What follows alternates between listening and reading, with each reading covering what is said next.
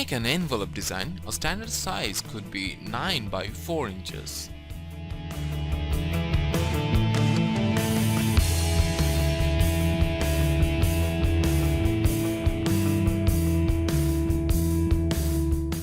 The same technique for bleeding like we did for the business card, but now I'm going to make a 48 pixels bleeding.